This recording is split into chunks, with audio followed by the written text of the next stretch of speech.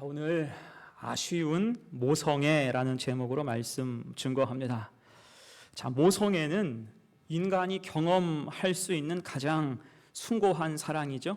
그 사랑의 깊이와 헌신은 어떤 말로도 다 담아낼 수 없을 거예요. 어머니의 사랑은 동서고금을 막론하고 인류가 공통으로 인정하는 가장 위대한 사랑이기 때문입니다. 어머니는 아이가 아플 때 밤새 곁을 지키고요, 배고플 때 자기 것을 내어주고 위험에 처하면 몸을 던져 아이를 지킵니다. 모성애예요. 이에 오늘 본문도 그런 어머니의 이야기를 들려주고 있습니다. 그 주인공이 하갈입니다. 그는 아들을 무척이나 사랑한 것 같아요. 다만 그에게는 아쉬운 것이 있습니다. 그것이 무엇인지 오늘 말씀을 통해서 살피면서 우리에게 주는 교훈을 두 가지로 생각해 봅니다. 첫 번째, 은혜를 깊이 새기고 잊지 말라는 거예요. 은혜를 새기고 잊지 말라. 여러분, 하갈은요, 애굽 출신입니다. 추측하기로는 창세기 12장이죠. 당시 애굽의 바로가 사라의 일로 인해서 하나님의 경고를 받고 그 후로 아브라함에게 많은 노비와 가축을 선물해 줬는데 그때 하갈도 같이 온 것으로 추정을 합니다. 다만 이 하갈은 고분고분한 종은 아니었던 것 같아요. 그 증거가 애굽 출신, 그것도 왕의 하사품이었다는 거예요. 나는 급이 좀 달라, 이런 생각이 있겠죠. 나는 애굽 출신이고 왕이 보내서 온 사람이야. 일종의 자존심이 있었을 것입니다. 특히 당시에 애굽은 세계 최강대국이었어요. 그 위상이 매우 특별했잖아요. 제가 여행 좋아하는데 꼭 가보고 싶은 나라 중 하나가 이집트입니다. 그 이유는 피라미드도 보고 싶지만 그것보다 얼마 전에 새로 이집트 대박물관이 개관했기 때문이에요. 25년간 지었는데 드디어 완성을 했습니다. 그 크기가요, 엄청나요. 축구장 70개 크기입니다. 다 보려면 몇 주가 걸린다고 하죠. 제일 신나는 것은 전시품이 무려 16만 개입니다. 그게 모두 다 진품인 거예요. 거기에는 모조품이 없습니다. 심지어 박물관 입구 로비에는 거대한 람세스 2세의 석상이 있는데 이걸 흔히는 모조품으로 생각한대요. 저 귀한 걸 이렇게 여기에 사람 많이 다니는 곳에 진품을 세워둘 리가 없지. 그런데 알고 보니 그것은 3,000년 전에 만들어 놓은 것입니다. 그러니까 거기는요, 국보의 개념이 없어요. 너무 많아서. 국보 1호, 2호 우리처럼 따지지 않습니다. 그만큼 문화재가 널려 있다는 거예요. 아무튼 당시에 애굽은 군사력도 군사력이었지만 문화적 자긍심이 엄청났어요. 애굽만 문명국이고 나머지는 모두 야만족으로 인식할 정도였죠. 자, 당연히 애굽 출신의 사람들도 자긍심과 자존심이 매우 강했어요.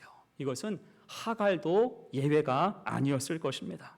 자, 그렇게 하갈은 이제 왕의 명령으로 가나안으로 건너와서 살다가 사라의 요청으로 아브라함의 아이를 갖게 됩니다.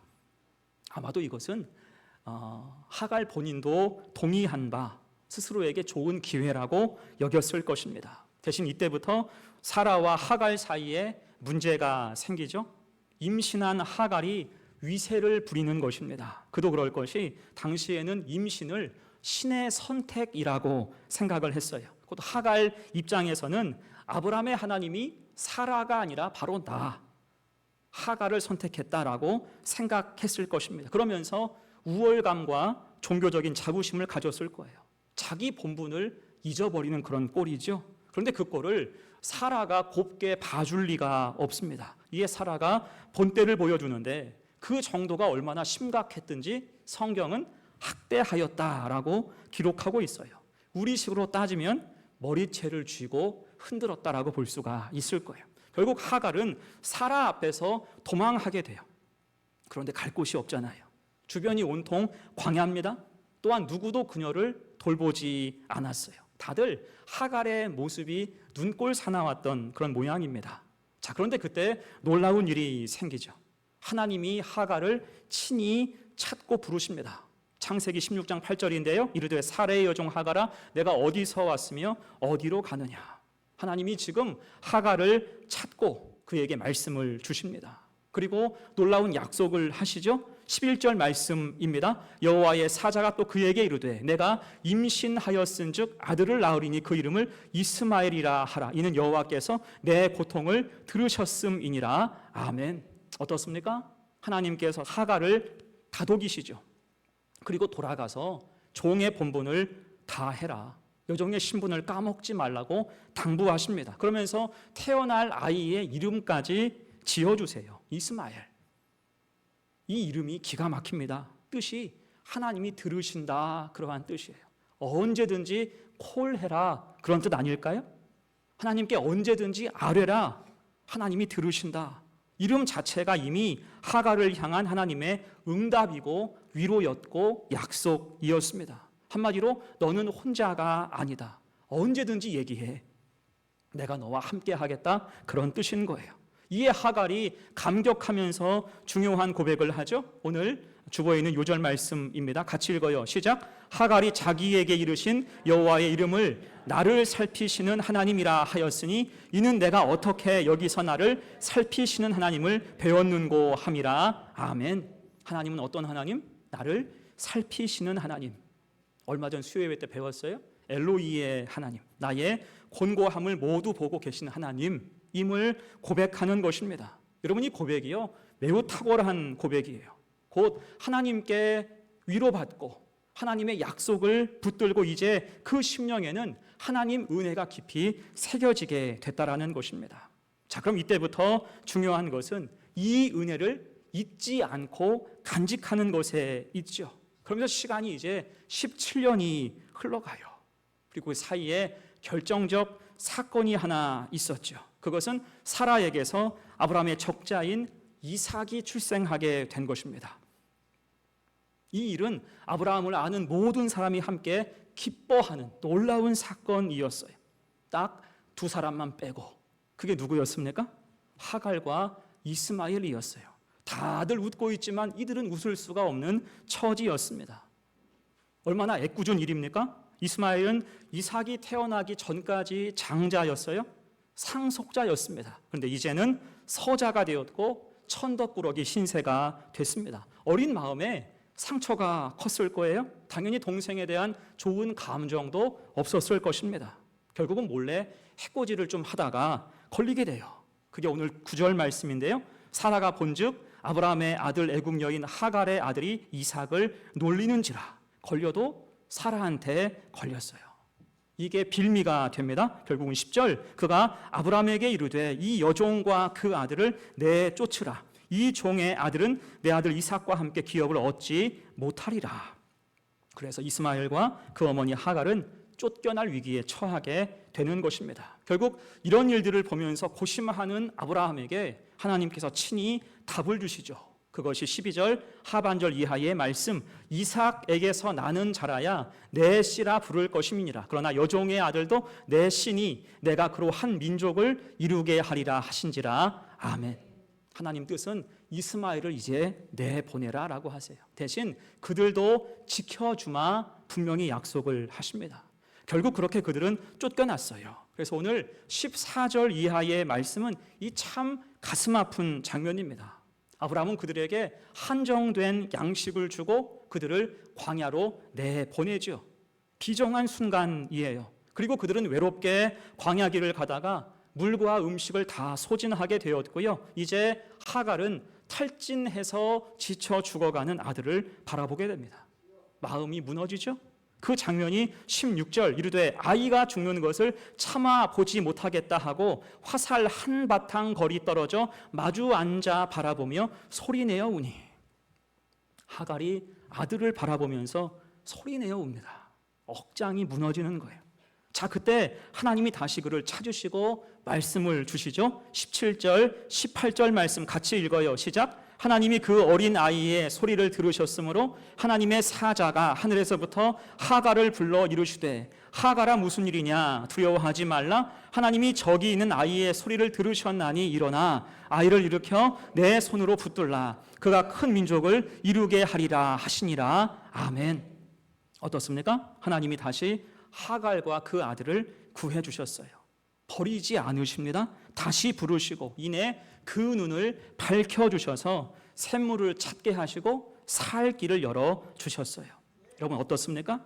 이것이 바로 하나님의 긍휼이에요. 그리고 이때의 긍휼은요, 전적인 하나님의 은혜입니다. 지금 이 일을 위해서, 이 놀라우신 은혜 앞에서 하갈이 한 일은 아무것도 없어요. 하나님을 의지하거나 부르짖어 구하지도 않았습니다. 사실은 신앙적으로 하나님 앞에 내세울 것이 아무것도 없었어요. 그럼에도 하나님은 그들을 친히 찾으시고 살피시고 돌보아 주셨습니다. 무슨 뜻입니까? 하나님 은혜는 혈통이나 자격 혹은 공로를 따지지 않는다는 거예요. 하나님의 은혜는 팔이 안으로 굽는 편애가 아니고요, 오히려 자격 없는 자를 향한 열린 긍휼이라는 것입니다. 여러분 우리도 그렇지 않습니까? 우리가 자격이나 공로가 있어서 거룩한 주의를 지키고 주 안에 거하고 있습니까? 아니죠. 누구나 똑같을 거예요. 하나님 먼저 찾으시고 부르셔서 은혜 주시며 길을 인도하셔서 우리가 이 자리, 이 공간, 이 시간에 함께 있는 줄로 믿습니다. 곧 하나님이 이렇게 자격 없는 자를 부르시고 은혜 주시는 이유가 무엇일까요? 이유는 하나예요. 그 은혜를 간직해서, 그 은혜를 받고 간직해서 이제는 믿음 없는 자가 아니라 믿는 자로 살아가라는 것입니다. 그리고 이때 하나님 일하시는 순서가 참 오묘해요. 하나님 일하시는 순서가 매우 의미가 있고 그것이 우리에게 위로가 됩니다. 하나님은요, 먼저 은혜 주세요. 먼저 은혜 주시고 그 다음에 믿음을 주십니다. 대부분이 그래요. 믿음 주시고 은혜 주시는 것보다 먼저 은혜 주시고 믿음을 주실 때가 훨씬 더 많습니다. 뜻이 뭐예요? 먼저 살리시는 거예요. 이것저것 따지지 않고 먼저 살려주십니다. 하갈도 그랬고요, 모세도 그랬고요, 야곱도 그랬어요. 먼저 살리십니다. 그리고 그 은혜를 잊지 않고 붙잡고 살아갈 때 그 위에 풍성한 믿음을 부어주시는 줄로 믿습니다. 그렇게 믿음은 인생의 소망이 되고 힘과 능력이 되는 거예요. 여러분, 그래서 나에게 주신 은혜 잊지 마십시오. 보잘것없는 은혜란 없습니다. 하나님이 내 삶에 주신 것 중에 보잘것없는 은혜는 없어요. 대신 그것을 소중히 기억하고 간직할 때 결국은 은혜 위에 은혜, 온전한 믿음 가지고 승리하고 살아갈 수 있는 복된 성도가 될 줄로 믿습니다. 이 믿음을 굳세게 마음에 새기시기를 간절히 축복합니다. 두 번째예요. 본문에 겨운 두 번째, 은혜는 흘러가야 한다는 것입니다. 오늘 우리가 본 하갈과 이스마엘 스토리, 성경에서 이들 이야기는 주변의 이야기와 같죠. 이들은 주변인과 가깝습니다. 대신 이슬람의 코란으로 알고 있죠. 쿠란을 보면 그 위치가 전혀 달라집니다. 아시는 분들도 있겠지만 오늘 하갈과 이스마엘, 쿠란식으로는 하자르와 이스마일이에요. 하자르와 이스마일. 이들은 현재 이슬람 교회에서는 시조에 해당합니다. 그들이 자랑하는 무함마드, 마호멧이죠. 마호멧의 조상으로 여겨지는 것이 이스마엘이에요. 곧 그들이 주장하는 하나님 역사는 아브라함에서 이삭으로 흘러간 것이 아니라 아브라함에서 이스마엘로 흘러갔다라고 생각을 합니다. 이것이 이슬람의 역사관이고요, 코란의 주된 내용이에요. 그래서 코란을 보면 이스마엘에 대해서도 성역화 작업, 상당히 각색한 모습을 보게 됩니다. 그 대표적인 장면이 아브라함이 아들을 제물로 바치는 그러한 장면이에요. 성경은 이삭을 데리고 가서 모리아 산에 가서 하나님께 바치는 그러한 스토리가 있지요. 하지만 쿠란에서는 아브라함이 환상을 보고 하나님의 뜻을 아들 이스마엘에게 직접 말하고 묻습니다. 내 아들아, 내가 꿈에 너를 희생 제물로 바치는 것을 보았느니라. 네 생각은 어떠하니? 그러자 이스마엘이 답을 합니다. 아버지여, 명령 받으신 대로 하소서. 하나님께서 원하신다면 제가 인내하는 자 중에 하나임을 보게 되실 것입니다. 쿠란 37장 102절 말씀이에요. 곧 쿠란이 강조하는 게 뭐예요? 이스마엘이 인내와 순종의 사람이었음을 강조하고 있습니다. 결국에 아브라함은 이스마엘을 데리고 산으로 올라가서 그를 묶고 칼로 내리치려고 했을 때 하나님이 다급하게 그를 부르시죠. 그리고 대신 순양을 준비해 주셔서 제물을 드리게 합니다. 결국 이 시험을 통과한 아브라함에게 잘했다, 하나님이 칭찬하시면서 선물을 주셨으니 그것이 이삭이다, 그 얘기예요. 어떻습니까? 각색이 그럴듯해요? 비슷하지만 전혀 다른 이야기를 하고 있습니다. 그런데 중요한 것, 한마디로 그 얘기는 모두 뭐다? 날조다라는 거예요. 쿠란은 서기 700년에 예언자 무함마드가 천사 가브리엘에게 계시를 받고 썼다라고 말하지만 사실은 성경을 참고해서 쓴 책이에요. 특히 그들 혈통을 보완하기 위해서 주로 각색한 책입니다. 이 하갈의 얘기도 그래요. 이슬람교에서 쿠란 다음으로 신성시하는 무함마드의 어록이 있죠. 그것을 하디스라고 하는데 이게 일종의 삶의 지침서예요. 거기 보면 이 하갈에 대한 이야기도 상당수가 포함되어 있습니다. 거기에서는 하갈을 굉장히 신실하고 능동적인 여성으로 묘사하고 있어요. 하지만 그 이야기 역시 정사가 아니고 야사, 소설 같은 이야기다라고 할 수가 있습니다. 그렇다면 이 하갈에 대한 성경의 정확한 평가가 무엇일까요? 그것은 아쉬움이에요. 아쉬움. 아까도 이야기했듯이 하갈은 유대인이 아닙니다. 그런데도 하나님은 그를 2번이나 찾아오셨고 만나주셨어요. 그러면 이제 하갈이 마땅히 드러내야 했던 게 무엇일까요? 그것은 감사와 고백과 증거입니다. 따라하십시다. 감사와 고백과 증거. 감사와 고백과 증거. 여러분, 이것은요, 은혜 받은 자가 믿음 있는 자로 변화하는 필수적인 순서입니다. 감사와 고백과 증거. 곧 하나님의 은혜로 인해서 우리가 구원받았으니 감사해야 마땅하고요, 그 은혜에 대한 믿음의 고백이 따라야 되고 결국 그 은혜와 능력을 전하는 증거로 이어져야 한다는 거예요. 감사와 고백과 증거가 있어야 됩니다. 자, 이 부분에서 하갈에 대한 아쉬움이 잔뜩 드러나죠. 아까도 보았듯이 하갈은 17년 전에 사라의 학대로부터 도망쳤을 때 하나님을 만났습니다. 그리고 감사하며 고백하기를 나를 살피시는 하나님, 엘로이의 하나님을 고백했어요. 그러니까 감사와 고백까지는 있었습니다. 그럼 이것이 이제 증거로 흘러가야죠.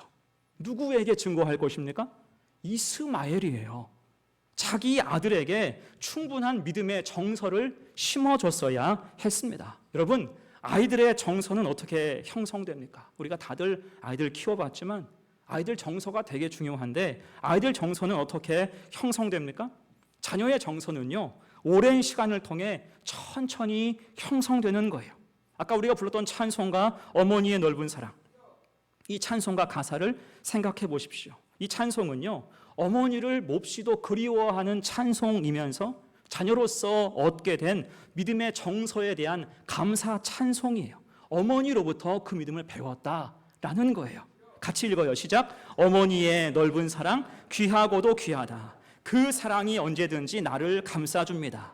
내가 울 때 어머니는 주께 기도드리고 내가 기뻐 웃을 때에 찬송 부르십니다. 아멘. 여러분, 이것이 평생 가는 믿음의 바탕, 믿음의 정서라는 것입니다. 곧 정서는 그냥 쉽게 교육하는 것으로 지식적으로 형성되는 것이 아니고요, 그것보다는 일상, 평소의 모습으로 인해서 은은하게 전달되고 굳게 형성되는 것입니다. 그래서 좋은 모습을, 은혜스러운, 은혜로운 신앙의 모습을 보여주는 것이 참 중요해요. 대신 그릇된 모습을 주로 보여준다면 어떻게 될까요? 그것 역시 그대로 전달되는 거예요. 신앙적인 정서에 대해서는 악 영향을 줄 수밖에 없습니다. 지금 하갈이 그 부분을 놓친 것입니다. 사실 오늘 본문의 이야기는요, 17년 전의 사건보다 훨씬 더 심각했습니다. 그때는 도망쳤지만 이제는 쫓겨났잖아요. 갈 곳 없이 광야로 내몰렸습니다. 그런데도 그는 그런 위기 앞에서 하나님을 찾고 있지 않아요. 하나님을 경험한 사람인데 오늘 본문을 보면 그가 하나님을 찾았다, 감사했다, 고백했다 이런 얘기가 전혀 없어요. 그저 신세 한탄, 통곡하고 오열할 뿐입니다. 여러분, 이것이 단지 경황이 없어서 그랬을까요? 아니에요. 당장 사용할 믿음이 없는 것입니다. 지금까지 하나님을 잊고 하나님 없이 산 거예요. 그때 엘로히의 하나님을 만나고 17년이라는 시간이 주어졌지만 그 믿음을 그 시간들을 통해서 다 잃어버리고 만 것입니다. 물론 이런 현실은 아브라함의 슬럼프, 그 가정의 혼란과 괴를 같이 하죠. 제가 지난 수요일에도 이야기했듯이 창세기 16장의 마지막 절과 17장의 첫 절 사이의 시간차가 13년이에요. 이것을 하나님의 침묵기라고 말을 합니다. 이때가 언제냐면 이스마엘을 낳은 직후였어요. 그러니까 아브라함 생각에 아들만 낳으면 다 될 줄 알았던 거예요.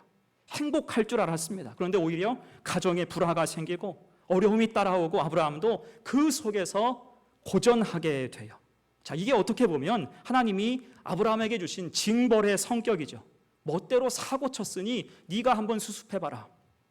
하나님께서 그 시간 동안은 그리 많이 간섭하지 않으신 것입니다. 가정이 아주 힘겨웠어요. 자, 그런데 여러분, 그 시간이 하갈과 이스마엘에게도 똑같은 징벌의 시간이었을까요?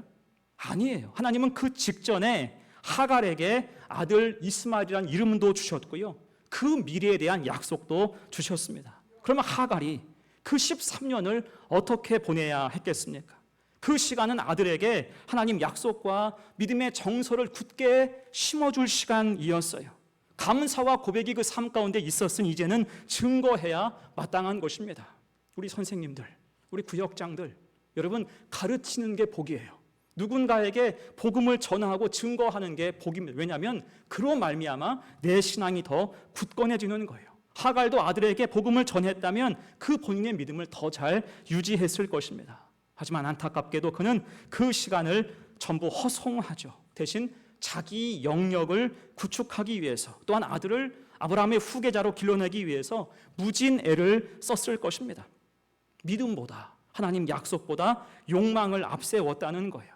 세상적인 면에서는 모성애가 차고 넘쳤을 거예요. 극성스러운 엄마였을 것입니다. 하지만 문제는 그렇게 하면서 믿음의 정서를 심어주고 은혜를 흘려보낼 시간을 다 놓치게 됐다는 것입니다. 그럴 때 이제 예기치 않은 인생의 어려움을 만나도 하나님이 기억나지 않는 거예요. 하나님께 고백할 말이 없는 거예요. 부르지 못하게 됩니다. 그래서 오늘 본문 17절 이하도 쭉 읽어보면 하나님은 굉장히 바쁘게 일하시고 말씀하시는데 하갈은 영 반응이 없죠. 이것은 영적인 단절을 뜻합니다. 은혜해 주셔도 그 출처를 모르는 것입니다. 당연히 그 아들 이스마엘 역시 믿음이 없는 모습으로 살아가죠. 오늘 20절, 21절 말씀, 하나님이 그 아이와 함께 계심에 그가 장성하여 광야에서 거주하며 활 쏘는 자가 되었더니 그가 바란 광야에 거주할 때에 그의 어머니가 그를 위하여 애굽 땅에서 아내를 얻어 주었더라. 여러분, 이 말씀이 하갈과 이스마엘 스토리 서사의 끝입니다. 그러니까 하나님 은혜는 어때요? 여전했는데 이후 그들은 그들대로, 그들 하고 싶은 대로 살았다라는 거예요. 특히 하갈은 이스마엘을 위해서 애굽 땅에서 아내를 얻어주죠. 굳이 애굽 여인을 얻어준 거예요. 극성 엄마가 맞습니다. 특히 애굽 사람, 자기 고향 사람을 얻어주는 것을 볼 때 자존심이 여전했음을 볼 수가 있습니다. 곧 그들은 하나님 보호하심 속에서도 끝내 세상으로 나간 거예요. 하나님을 경험하고도 세상으로 나갔습니다. 여러분, 그래서 오늘 하갈 어떤 사람입니까? 오늘 말씀의 제목처럼 아쉬운 모성애의 사람이에요. 그가 아들을 사랑하고 아들을 살리기 위해서 힘쓰고 애쓴 것은 모성애가 맞지만 그가 먼저 누린 은혜, 그가 받은 믿음을 전해주지 않은 것이 그의 아쉬운 실책이다 할 수가 있는 것입니다. 이에 여러분, 우리가 기억할 게 무엇입니까? 하나님 은혜는 흘러가야 돼요. 감사와 고백과 증거로 흘러가야 됩니다. 곧 하갈과 이스마엘이 쿨 안에서는 각색되어서 오늘 본문에서 물이 터져 나온 곳이 이슬람에서는 매우 중요한 성지가 되어 있어요. 각색했을 때 성지는 만들 수 있을지언정 여러분, 신앙은 각색할 수가 있습니까? 하나님 보고 계시고 다 알고 계십니다. 이에 우리는 안타까운 사랑, 각색한 신앙에 머물지 말아야 할 것입니다. 대신 신실하고 진실하게 감사와 고백과 증거가 있는 좋은 성도, 선한 영향력을 자녀 앞에서 가정 앞에서 발휘할 수 있는 복된 성도들 되시기를 간절히 축원합니다. 이제 말씀을 마무리합니다. 여러분, 오늘은 어버이 주일이에요. 하나님이 우리에게 주신 귀한 본성은 사랑입니다. 특히 자식을 향한 사랑. 부성애와 모성애는 우리의 빛나는 본성입니다. 그렇게 마음껏 사랑하며 살되 아쉬움이 남지 않았으면 좋겠습니다. 어떤 아쉬움입니까? 믿음에 대한 아쉬움. 다 전하지 못한 아쉬움이에요. 이에 우리는 가장 귀한 믿음을 전하며 믿음의 정서를 심어주는 부모, 이를 위해서 끝까지 우리 자녀가 장성한 이후에도 끝까지 기도하고 애쓰는 부모가 돼야 할 것입니다. 그래서 다른 건 몰라도, 물려줄 재산은 많지 않아도 믿음에 대해서만큼은 최선 다하는 사랑, 믿음을 전수하는 성도의 모습, 감사와 고백과 증거가 흘러서 우리의 가정을 믿음의 가정으로 아름답게 세워나갈 수 있는 우리 성도들 모두가 되시기를 간절히 축원합니다. 아멘.